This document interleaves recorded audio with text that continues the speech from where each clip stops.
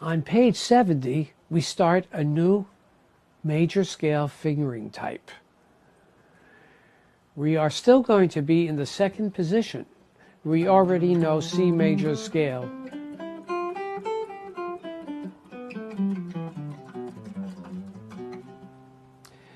We studied the F major scale in the first section, where we found out the only difference between C major scale and F major scale is that in F major scale there's a B flat.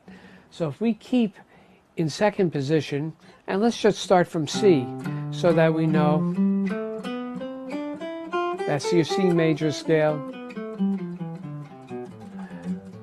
Now anytime we play a B, it will not be played as a B, it will be played as a B flat. So let's start on this F here. B flat.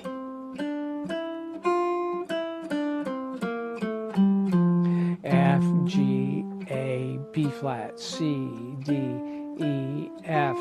Let's go up to the A. G, A, G, F, E, D, C, B flat, second finger. A, G, F, E, D, C, stretch, B flat, A, D, and our lowest note, F. So the root of this scale really is a first finger stretch all the way to F. And what fingering type is this? Well, it uses a first finger stretch actually 3 times for 2 different notes. We play F twice and B flat.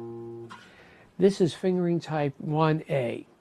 It's built off of the fingering type 1 from C, and now fingering type 1A is F. Here is the exercise on page 70.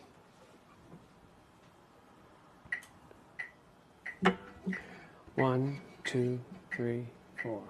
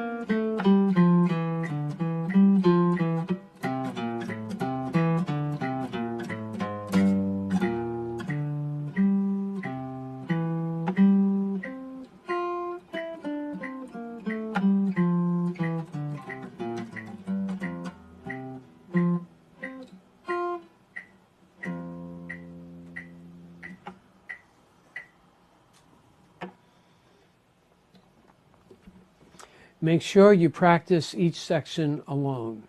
The first section, the first 2 lines, states the scale in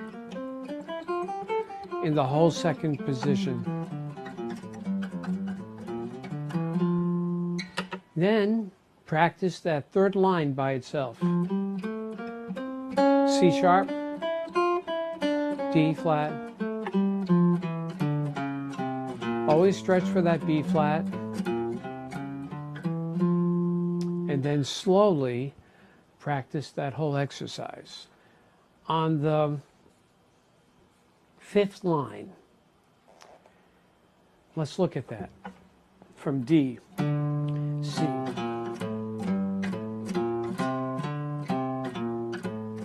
When you get to the F, slide to the F sharp.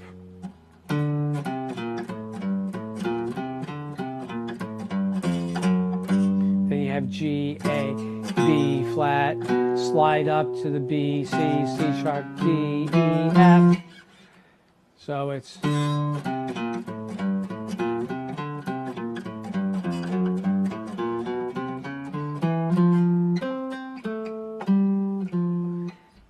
I think that's the hardest part of the whole exercise. Let's do the 8th note study on page 71.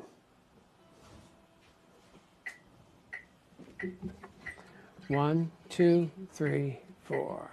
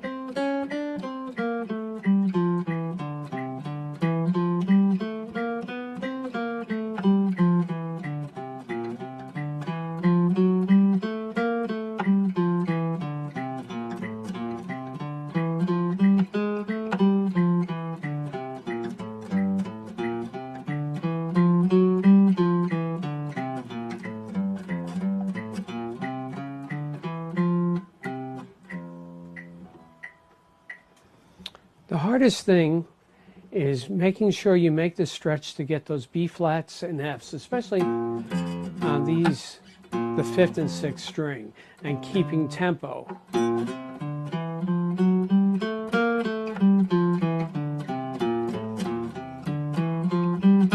Sliding up with the G sharp.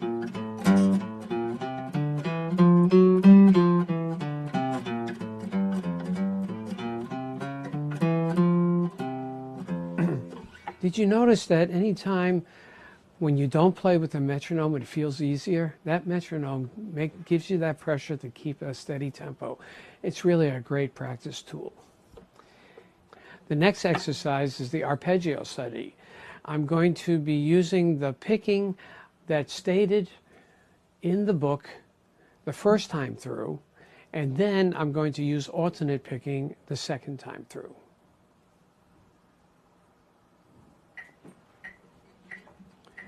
One, two, three, 1, 2, 3.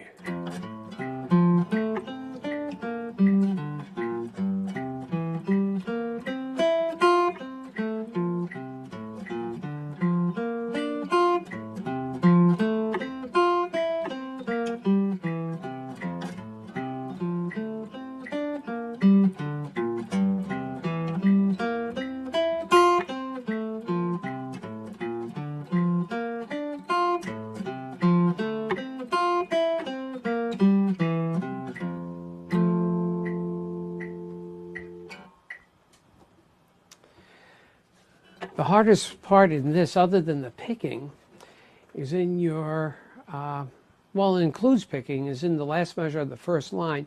You have to skip a string.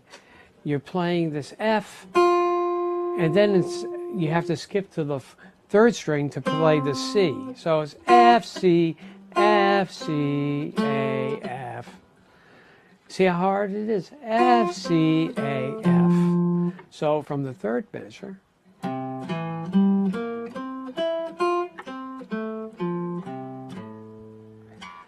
hearing the chords, the first measure is F. The second measure is G minor.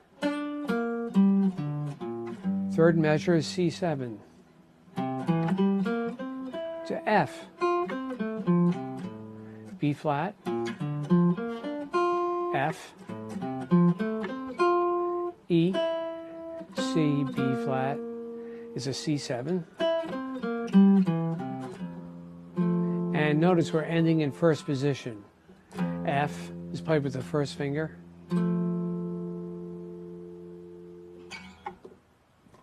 Again, it says also practice arpeggios with alternate picking, which is generally the most practical. That's what I did the second time through. The chord forms on the bottom of page 71 are off of our basic form that we played C7. We either played the C7 like this with root on the 5th string or the 2nd string, or we played the note G or the 5th of the chord on the bottom. Either one is fine. So from this chord, we've already played the augmented chord. That is root on any of those notes that are being played. C, E, A flat or G sharp, C. The next one is augmented add 9. Root is the 5th string, just like your C7, 5th string. Now look at this. The same form can be another chord.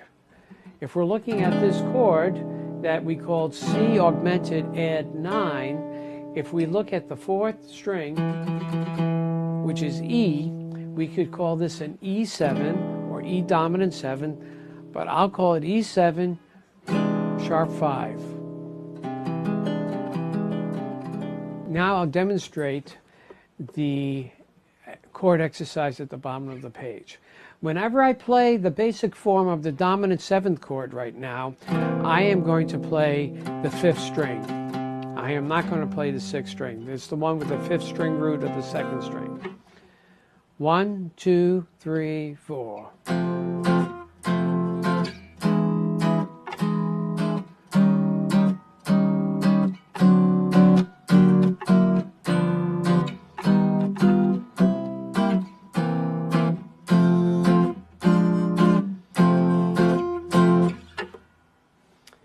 Okay, we have the F, E7, you know, just like the C7, up to the 5th fret, down, down, then the augmented in the same spot, augmented add 9, still D, then G7, then G augmented 7, which really is the 4th position.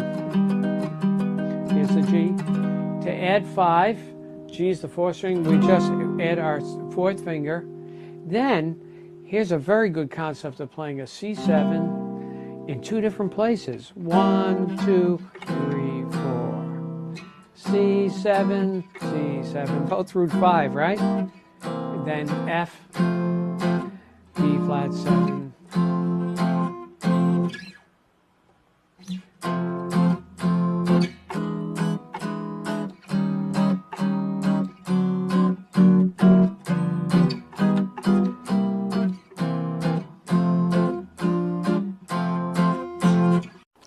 Chord etude number 2.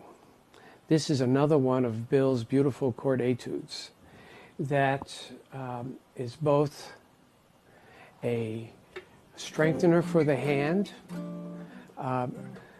recognition of chord forms that you have already played. Here we have a C and a C7, a C major 7 to a C7. We have an F chord. And so you're reading chords without symbols. At the beginning it says rubato, freedom of tempo. Remember in chord etude 1 I played it slowly and freely, and that's actually rubato. I still want you to play with some sense of tempo, and then at sometimes you can retard or accelerate as you wish. So now I'll play chord etude and we'll talk more about it after I play it.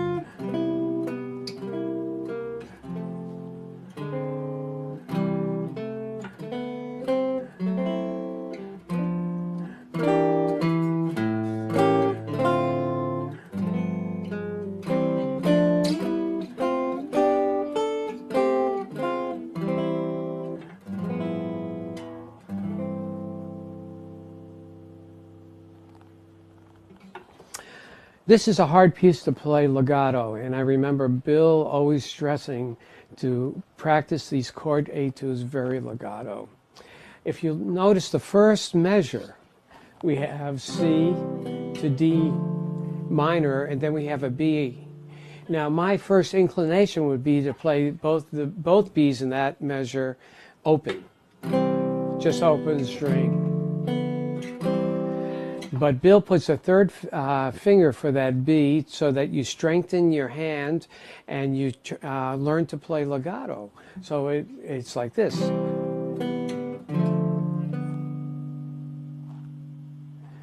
And it goes back to the C chord. That's a very difficult position for me, and I've had to work at that, and I expect that you will have some problems with that.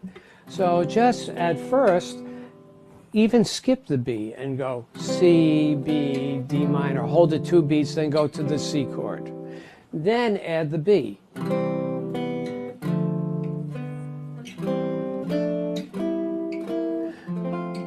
Okay? When you're playing these chords in chord etude, you will recognize that you've played these chords already. The last measure in the first line, we have a C major 7 to a C7. We have those chord diagrams or chord pictures on page 68. We've already played this C7 from this root 5 major 7 chord, root 5 dominant 7th chord. So when you're playing these, not only you see the notes in the chords, but you can also picture the chords and see the forms that we have in our chord pictures, as Bill alludes to on the bottom of the page. And I actually call them chord diagrams, C major 7 to C7. And next, on page 73, we'll play another duet in F. I will play the first part right now. 1, 2, 3, 1, 2, 3.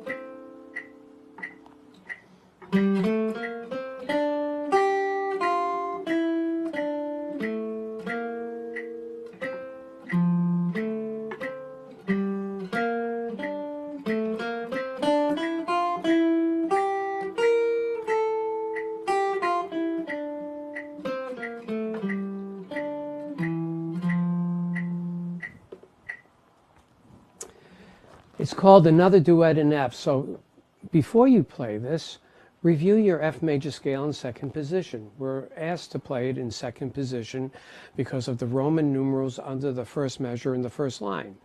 Second position, F scale.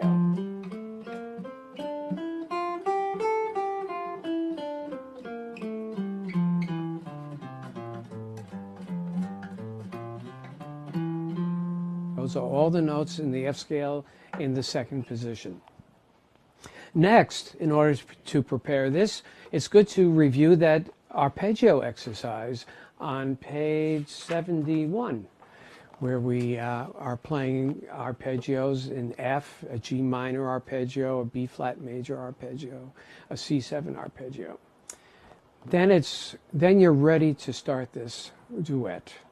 Notice that it is in 3/4 time, 3 beats per measure. The quarter note gets 1 beat. As I mentioned before, it's good to hear it in 3/4 time, so maybe you want to emphasize beat 1 in each measure so you can get the feel of it first. Yes, there are parts where you are not playing the first beat, but when you are, try and emphasize it and say to yourself, 1, 2, 3, 1, 2, 3. Our first couple of measures are arpeggios. F major arpeggio, G minor arpeggio. Then you have the scale-wise. Now this is something new. You're playing E with your fourth finger. That's not new. G with your second. Then we're jumping to B flat with our fourth finger. We haven't played that high before. So what I want you to do is stretch with your fourth finger. Again, as Bill always used to tell me, don't move your hand out of position. Just stretch your fourth finger coming down. So that last measure on the first line. And then you're back into second position easily. You're really not actually going out of second position, you're just stretching. And this way, you don't have to look at your left hand. I don't have to look at my left hand because I'm in a position, I know where all the notes are. Really, the first part is the easier part with this duet. The main thing is keeping tempo, playing legato, making the melody really sounding musical. You might want to sing it to yourself while you're playing sometimes. It gives you the idea of phrasing. It gives you the idea of breathing. Too many guitarists don't think about breathing in their playing. We're not connected to the physically breathing on the instrument. You should make a note to try and breathe. And by doing that, the way to do that is to sing the melody with, or at least sing the rhythms if you can't sing the melody while you're playing. This is after you've practiced it. You'll get a better sense of phrasing and a more musical sense of phrasing. I feel like our phrasing is built off of our breathing.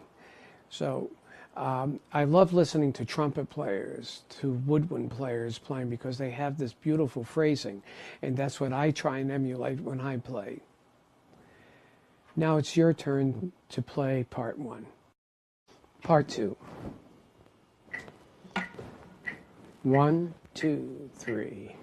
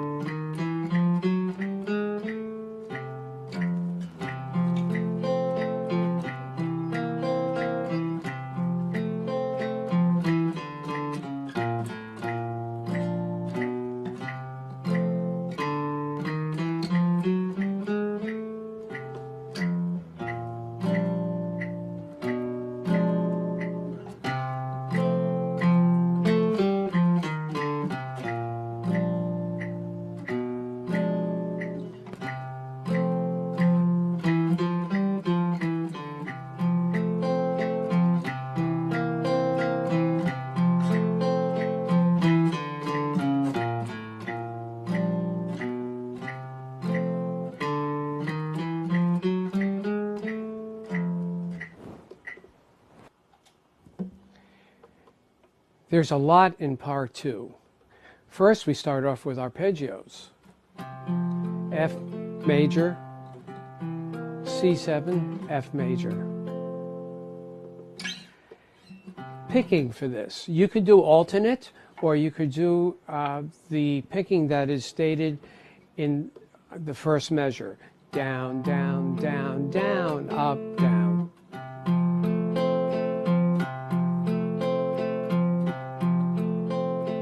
Then for C7,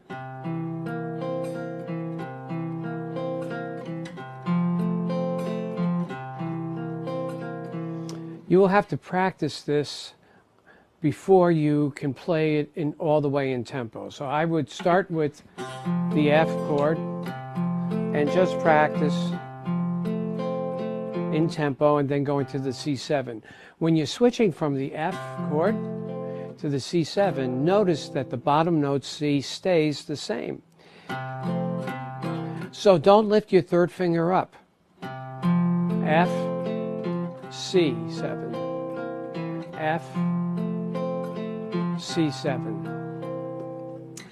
And next, in the next measure, we have some chromatics. E, D, D, C sharp, fourth finger, jumping to the B flat. You might have to practice that. It's not, try and keep your hand still. 1 and 2 and 3 and into the B flat. So, yeah, into the B flat. Into the chromatic. Hold that A. The B section, which is after the repeat, starts again with chords. Make sure that G is still ringing. Then we have a diminished chord. So again, as Bill used to tell me, to practice this, to get that together, we play the chord, practice the chord.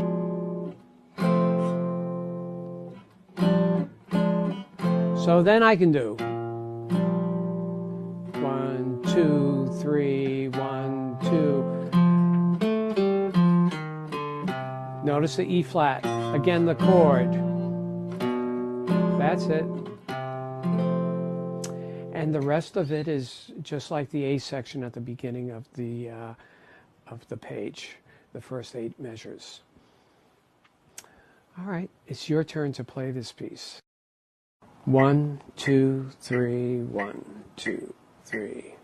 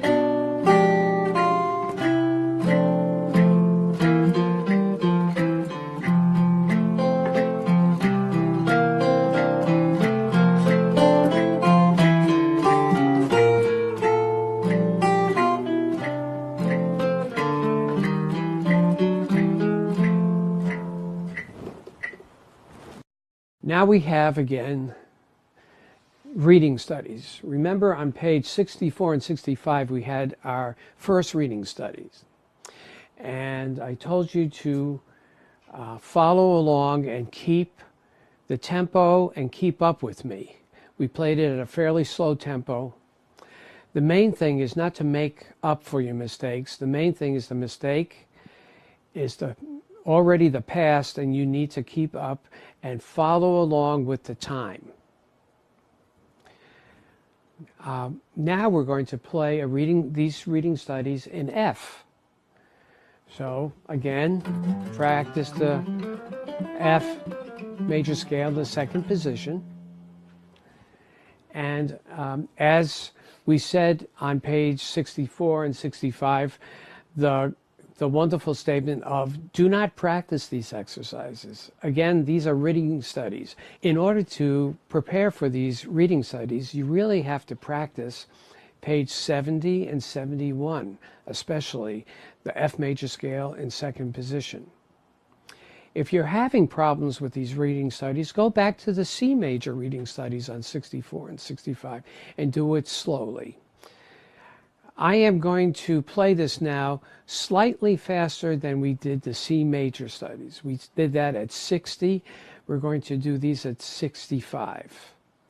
So follow along. Again, if you make a mistake, keep going. If you make a mistake for a whole measure, count the next measure and come in the appropriate measure where you should be coming in. Always try and keep your place. So this is the first F major reading study on page 74. Oh, slower.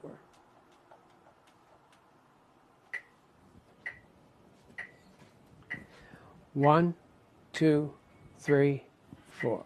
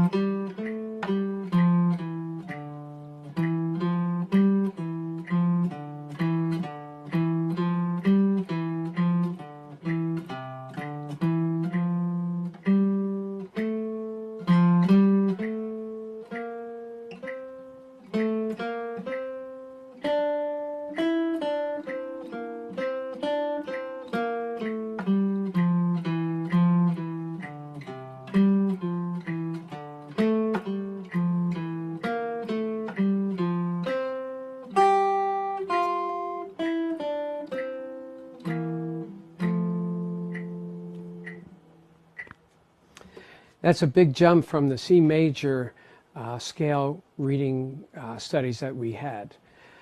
Again, as I mentioned in the previous reading studies, after a while you look at phrases. You look at the movement of the scale, the movement of the notes. You notice if there are skips. In the last measure of the first line, I'm not reading E, D, C, B flat A. I see that it goes down scale-wise, stepwise, and from E to E. So I can look at that and follow my eyes to the next note, to F. So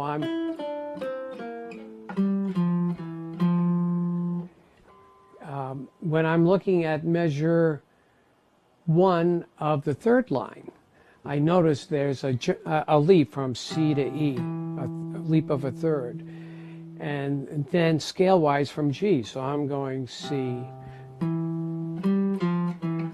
leap to F, scale, leap, scale from B flat, going back up. Oh, here we go to F. So that's how I'm starting to look at these measures as scale-wise, as leaps, as individual notes to help me to get my eyes moving in phrases and not just one note at a time. When I play one note at a time, it's like, oh yeah, oh nope, there's the next one, there's the next one. You want to look at the phrase. It's too fast to look at these eighth notes and think of each one individually. Now we have the second reading study in F, which is page 74 all the way through 75. This is a long exercise to keep your concentration. So I might take it in sections and then take a rest and take the next section. The main thing with reading for me is concentration and reaction. And the more you do the reading, the more you practice your regular studies and learn how to read your sight reading, this is like simulated sight reading, the more you're able to concentrate and have a quicker reaction. F major, second reading study. 1, 2, 3, 4.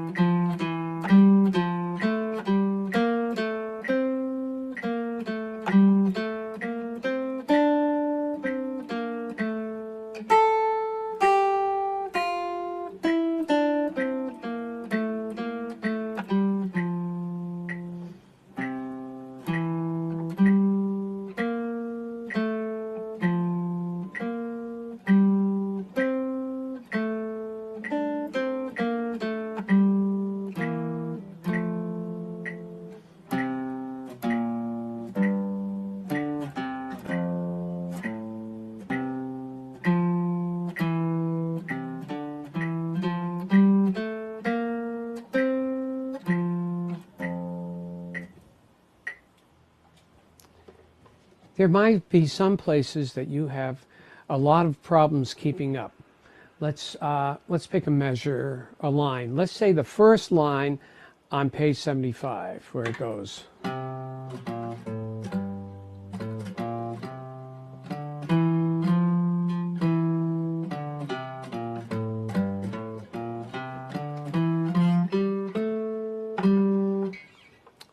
What you might do at first is to at least play the first note in each measure so that you keep going and keeping your place and keeping the time going. So it would be 1, 2, 3, 4, 1, 2, 3, 4, 1, 2, 3, 4, 1, 2, 3, 4. That's not hard. Then maybe you want to add a couple notes of 1, 2, and 3, 4, 1, 2, and 3, rest.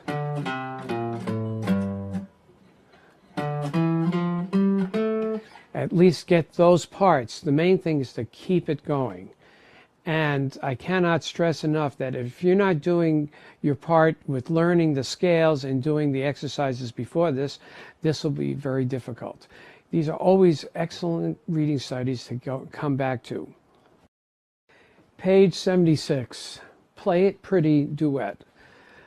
I love duets with expectations, so we're going to play this pretty. And there's a lot to this, so I'll play part 1 and then I'll explain it. 1, 2, 3, 4.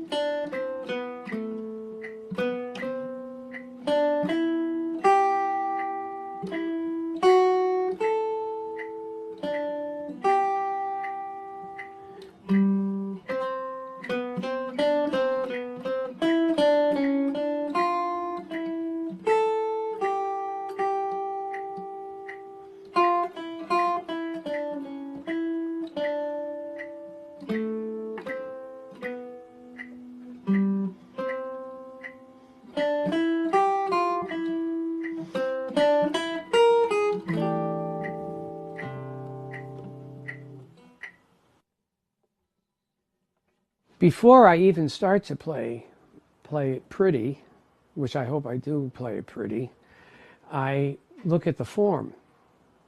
We have a little different type of a form here where we have an A section with a repeat. And instead of having a first and second ending, all we do is we play the repeat and then go on to the last 2 measures of our A section. Our A section really is 6 measures repeated. Again, those 6 measures and going on to the last 2 measures on the second line. Our B section goes all the way down to DS al coda, that's 8 measures, going back to the sign, which is at the first measure. And the usual thing that happens when you have a DS and you have a repeat sign, you do not play the repeat sign when you go back to the DS. So we play just those 6 measures on the first line and second line once and dropping down to the coda. You might want to listen to the first part again and look at it and follow it with the music and see the form and listen to it. We're starting with a pickup note. So we're starting at 1, 2, 3, 4, 1. And what I did a little differently with this melody in the first section, in the A section, I played it differently. I played the notes the same with my left hand, but a couple of times I did not pick the next note. I hammered on. I did a hammer on. So one of the times I did this.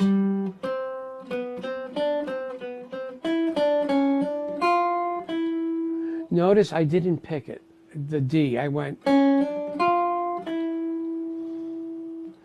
I can use that as my expression on this piece in getting a different sound, in not picking every single note. Notice I haven't done any hammer-ons before. The main thing is to be able to pick every note and then choose when you want to do a hammer-on, or sometimes I might do a slide right into the next note. But first, you should be able to play it. Then you might want to go.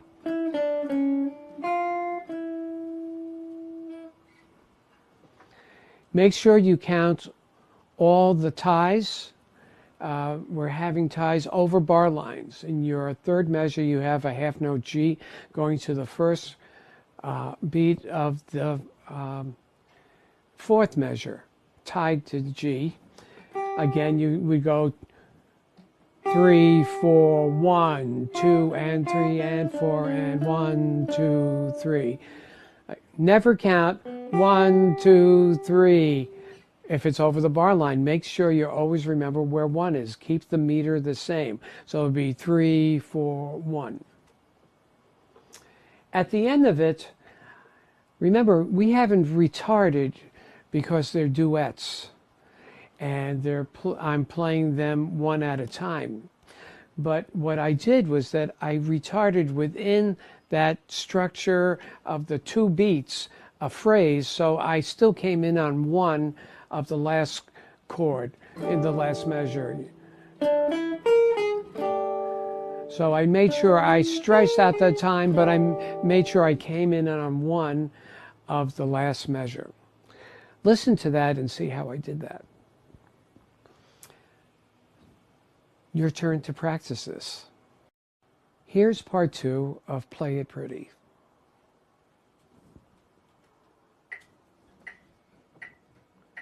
One, 2, 3, 4.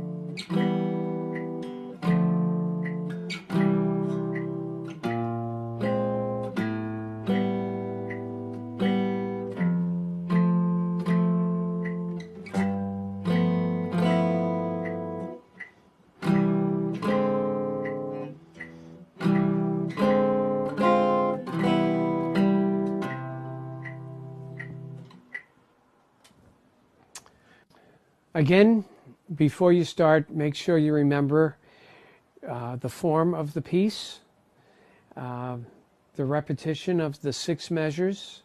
When you go back from the DS, you do not repeat those 6 measures. Now let's look at part 2 with all these chords. They're really diatonic chords that are within the key of C. C, D minor, E minor, D minor, C. Make sure you play the right fingering, you're moving positions. You could play it this way, or you could play it this way. Moving, staying in second position and playing your first finger on the E minor. Your right hand should be rest stroke, not strumming, but so we're hearing that top note strong. In your third measure, you have a physically hard part to play with the B flat on the third beat, and then flattening your first finger to get the C and the A flat. So you might want to practice C major,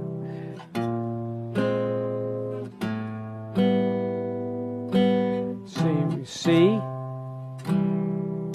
B flat, and then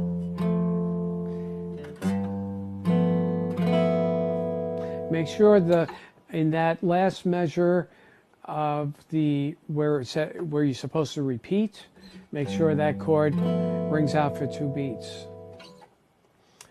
In the first measure of the third line, you have again this type of thing, arpeggios. Make sure you can first play them, and then you can, and the count is 1 and 2, 3 and 4, 1 and 2 and 3, 4 and 1, 2 and.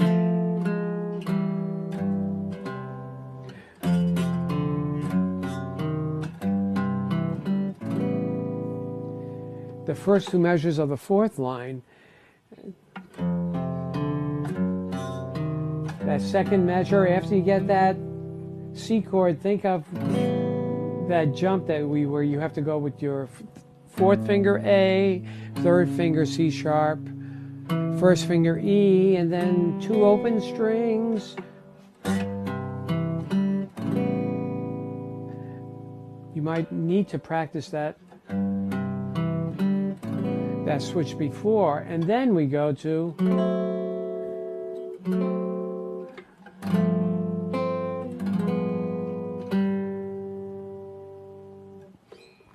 make sure the chords ring out. Make sure you use rest strokes at the end of those chords where you could emphasize the top note.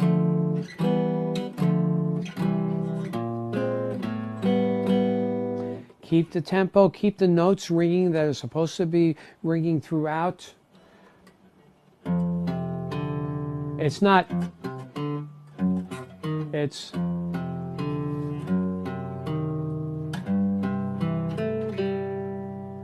you're going to roll your finger in the second measure of the third line. So we're going to use our second finger G, C third, 1, 1, open, 2, 3, 1, 1, open, 2, 3, 1, 1, open. Or you could just put your whole first finger right down at the beginning. The main thing is that you have to lift it up when you play the G. So now it's your time to practice part 2. In addition, with my explanation of part 1, I would like to add the last line where the coda sign is. We were playing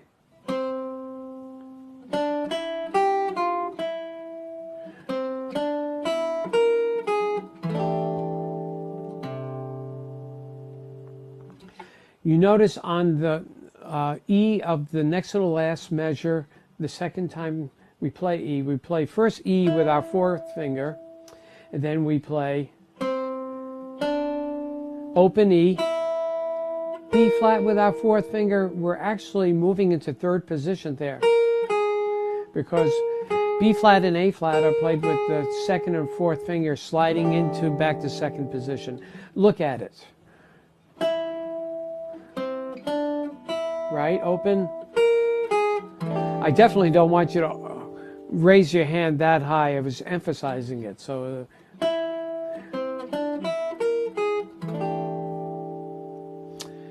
instead of moving into the third position in that measure, we could actually move into third position in the measure before where it has the asterisk. The beginning of the coda has C, then we can put our first finger on D. See?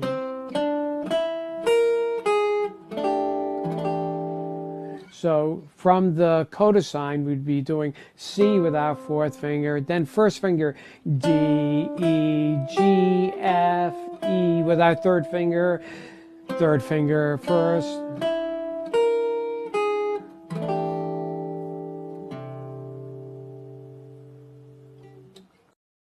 One, two, three, four.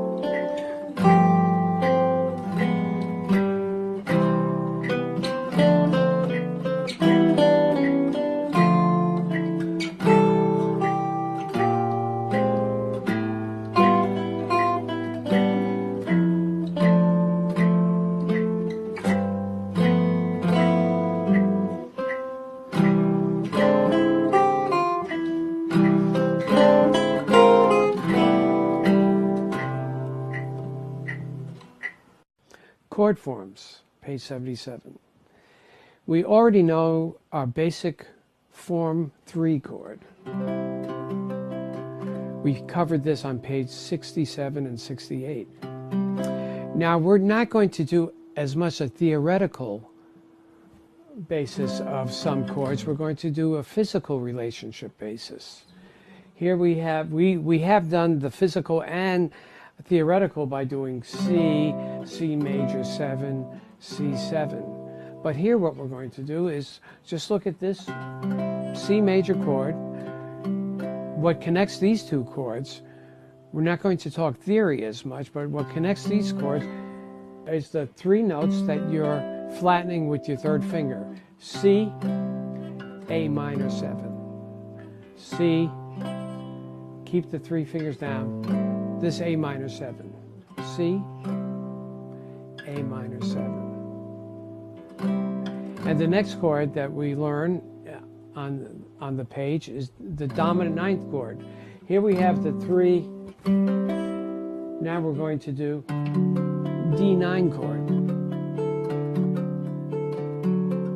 Notice now you can have the first string ring. If not, it's at least. Or you could put actually the 5th in the bass as it has on the chord diagram or chord picture. So let's look at this again. The C chord, that's root 5. A minor 7, root 6. D9, root 5. Now the next chord we have is this 6-9 chord. There's a controversy of whether to call this 9-6 or 6-9. I don't care what you call it right now. It looks, I'll call it 9-6 since the 9 is on top. 9-6 chord. And actually the 9 is on top of the 6 in this voicing. Again, it's a physical relationship. Your D9 chord, your D6-9 chord. That's That's a nice sounding chord. Have you played this chord before? Yes. As Bill always plans things out so well. On the previous page on Play It Pretty, our last chord was this C6-9. Root 5, we had 3, 3, 1, 1, 2.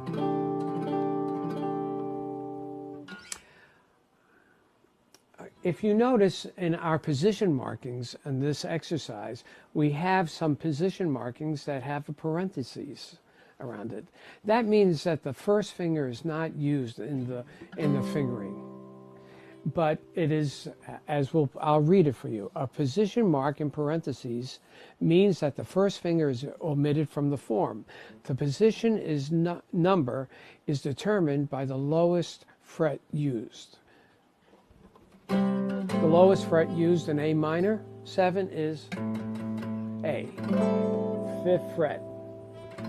Okay? C is 3rd fret here. A minor is 5th fret. Now, we know A minor 7 like this. To distinguish this is 5th fret of Roman numeral 5 without the parentheses. This is Roman numeral 5 with the parentheses. And to tell you the truth, I mostly play this A minor 7 in this type of voicing. I don't use this as much.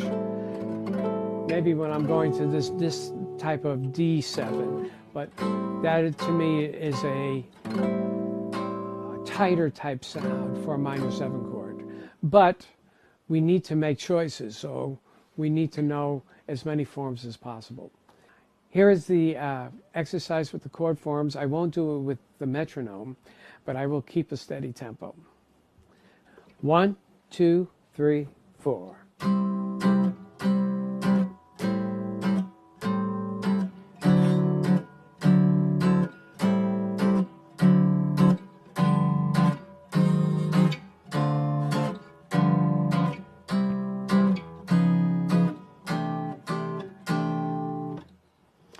You notice you don't hear the top note on the first string as much. That's because we're, again, using the wrist for rhythm. We're just flicking the wrist.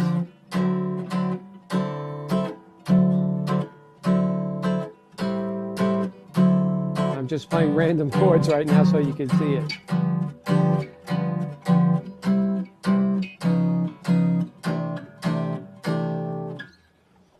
Practice it at a slow tempo. Practice it playing on the first beat of each measure, or at any time playing on the chord. Every time a chord changes, play it on that beat, like A minor 7, D7, 1, 2, or D9. 1, 2, 3, 4, 1, 2, 3, 4, 1, 2, 3, 4. And then add the strums. Practice it with the emphasis do dot, do dot, do dot, do dot, do dot.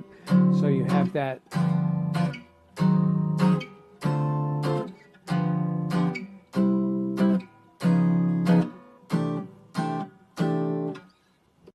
Triplet study.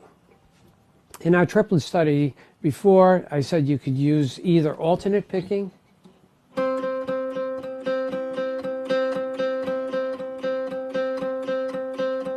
Can't hear the triplet, can you hear it as much as if you do down, up, down, down, up, down.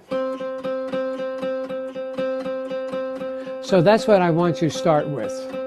Down, up, down, down, up, down, down, up, down, down, up. So on every beat there's a downstroke. And then you can switch around with the alternate picking. But the main thing is first hear that.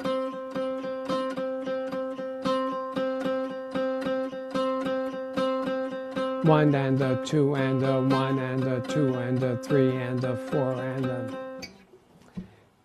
Here's the triplet study. 1, 2, 3, 4.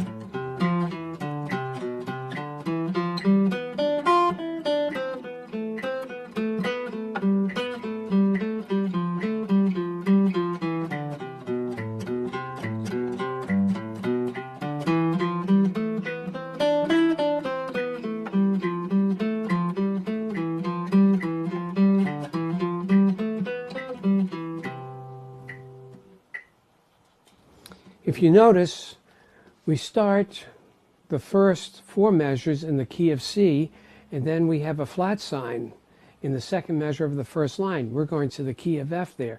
That's a modulation. And then on the last measure of the third line, we have a natural sign right at the end of that measure. That is telling us we're modulating back to the key of C. So practice your C scale, practice your F scale, practice your C scale in triplets.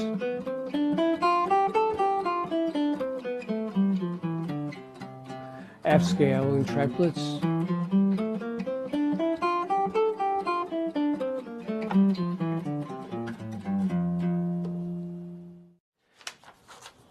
On page 78 and 79, we have our first speed studies. On 78, it involves fingering type 1, which is C scale in the second position. And page 79, we have fingering type 1A, which is the F scale in the second position. So warming up, play the C scale before you play 78 and the F scale before you play 79. What we're going to do here is that we're going to play these exercises with the repeats, but after each repeat, we're going to breathe and take 1 measure rest and then go into the next exercise. Breathe, take another, after that exercise, that repeat, we do each. It's always good to have control of speed, but it's also control of tempo and silence, and then going into the next exercise, concentrating on that next exercise. Of course, speed study also means don't play it fast till you can play it slow. So first we're going to play it at a medium tempo, and then you can build up speed as you get your technique cleaner and cleaner. But I know that when I have problems playing something fast, I go back to it and play it slowly, and I find that I can't play it at a slow tempo. And that's why I can't play it fast. So it's good to make sure that you concentrate and play things slow, medium, and fast tempos. Maintain an even tempo. Play no faster than perfect coordination in both hands will allow. An increase in speed will come gradually. That is an important statement that Bill makes there. Speed comes gradually, and it comes with control.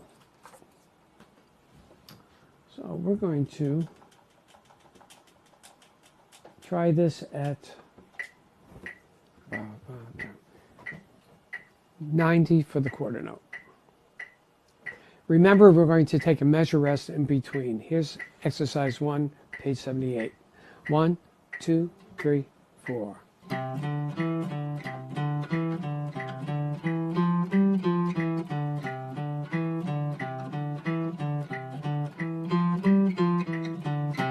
Two, three, four.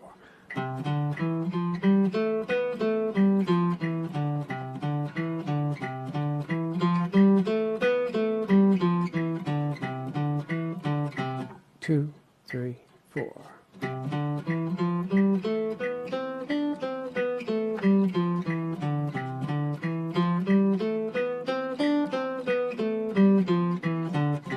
Two, three, four.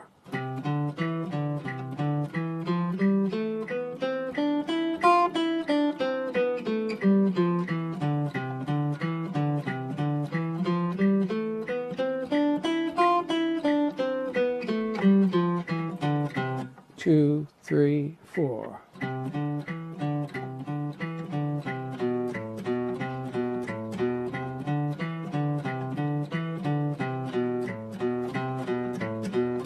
Two, three, four.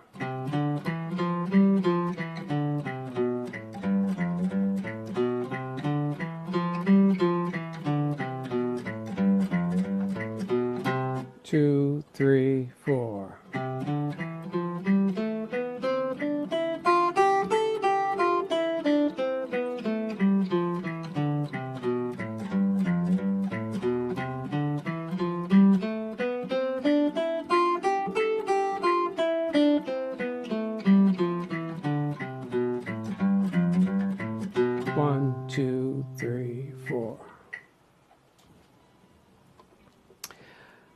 If your hand is starting to get tired, rest it, okay?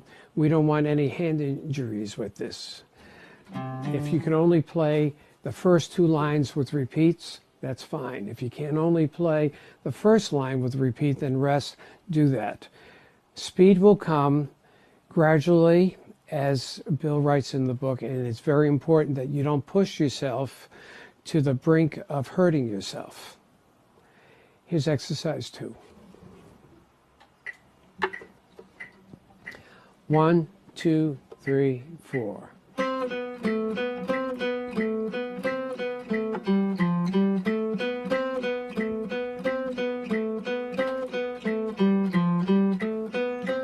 2, 3, 4.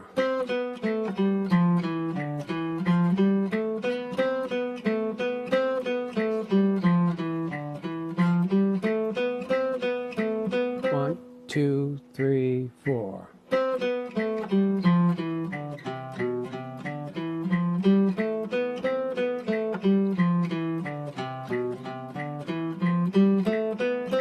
2, 3, 4.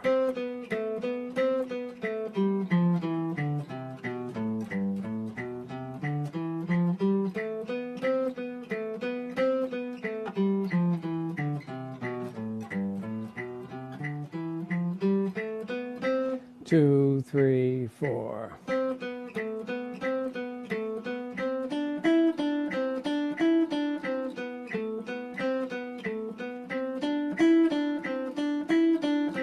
2, 3, 4.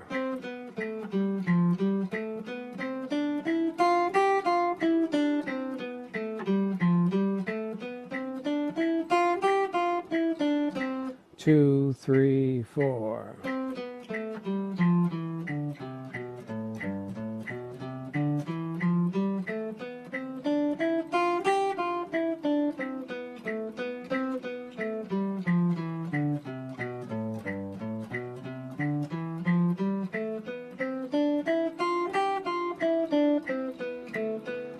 2, 3, 4.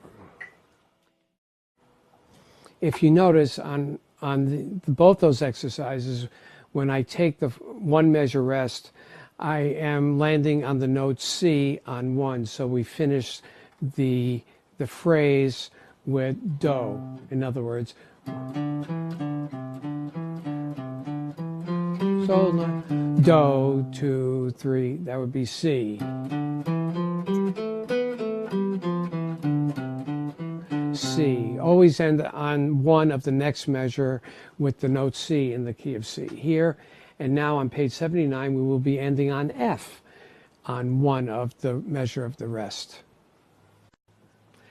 On the top of the page, it says on page 79, practice all these speed studies as written and with a dotted 8th, 16th rhythm. Also play with and without repeats. What I will do now is that I'll play the first exercise on page 79 with a dotted 8th, 16th. Okay? So you get that feel of it. But before you even do that, you should be doing everything with even 8th notes. This is just to show you how it would go if you wanted to practice it with dotted 8th, 16th. With the measure rest in between each of the repeats. 1, 2, 3, 4.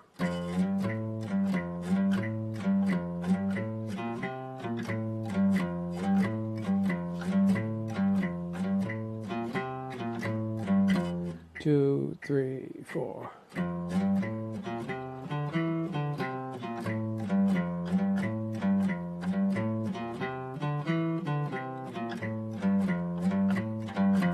2, 3, 4.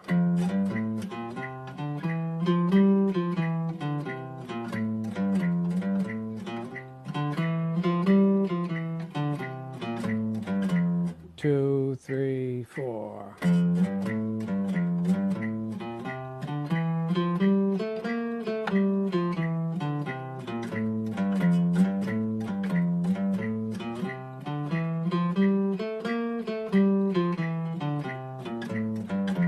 2, 3, 4.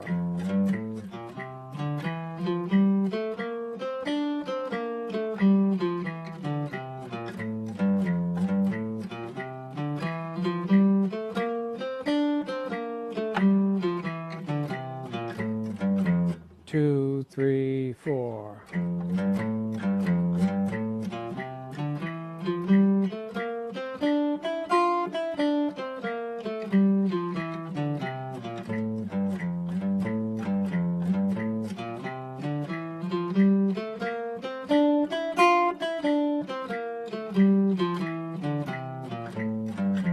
Two, three, four. Why practice it with the dotted 8/16?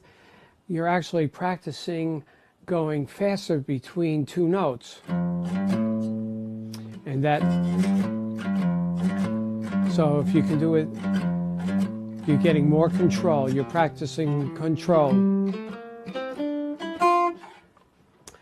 But for exercise 2, we're going to do it with straight eighth notes.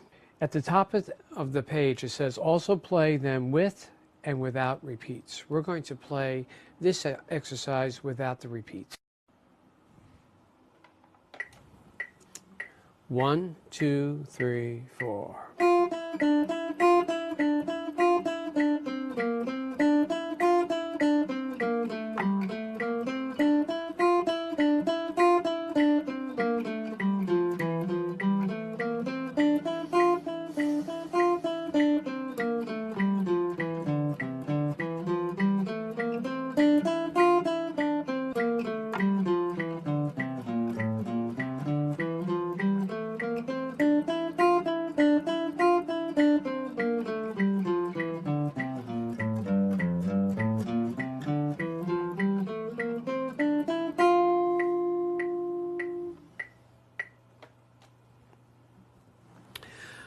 Remember, it's not just how fast you pick. It also has a lot to do with the left hand. So it's the coordination between the right and the left hand. If it's not coming out cleanly, the notes are not coming out cleanly, maybe it's because the left hand is not working as quickly as it should be. After the exercises on page 78, I mentioned to watch out for your left hand and not to have practice it too much so you don't hurt your left hand. Let me just say something about the right hand. Make sure when you're playing these with alternate picking that you're using your wrist. According to the person that's playing, the amount of forearm that you use may differ. But the main thing is to make sure that the wrist is being used in this other than just the forearm. I try to play with the same technique whether I'm playing chords or single notes. If I'm playing with a wrist motion with playing chords, I'm playing with a wrist motion playing single notes. The same technique. And that way I get more control of the same technique. So I'm playing all, look at I'm not going like this. I'm moving my forearm a little so I can navigate across the strings. But when I'm doing tremolo or 16th notes, it's mostly wrist. It's not, if I do with my forearm, I'm starting to feel tension up on my shoulder and I'm tightening up. So I try and keep a loose wrist. And I try as much as possible to keep a relaxed grip on with my right hand on the pick. I'm not choking the pick. I'm letting it move around I'm not like squeezing the pick. I'm lightly holding it. I've read, and Bill used to say, hold it just enough so you don't drop it. Well, sometimes I drop it. So I'm just trying to hold it just enough so I'm relaxed and I don't tense up. After finishing the speed studies, we are done with this lesson. Let's go back to where we started with this lesson. Page 70 and 71, we learned the new major scale fingering type 1A, F major in second position. Practice the arpeggio studies, the eighth note studies, and then we learned some more chord forms. Practice that chord etude on page 72. A duet in key of F on 73. Your reading studies. On 74, 75, we have another duet to play on 76. More chord forms on 77, triplet study, and then your speed studies. There's a lot to this lesson. So in addition to this lesson, if you're having some problems, go back to lesson 1. Make sure that you know fingering type 1. After these speed studies in 1 and 1A and your reading studies, these scales should be almost second nature to you, because they're so related to each other that you can play a C scale,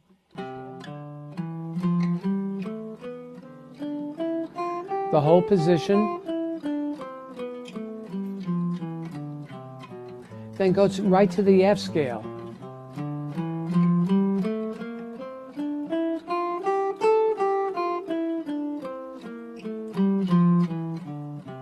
Then go back to the C scale. There's that B natural. So that we're modulating between both keys and making some choices and knowing where that B flat and the B natural, and knowing the difference between the scales and knowing the notes. I'll keep going B flat here and then F. These scales should be second nature to you. Have a good time practicing this lesson.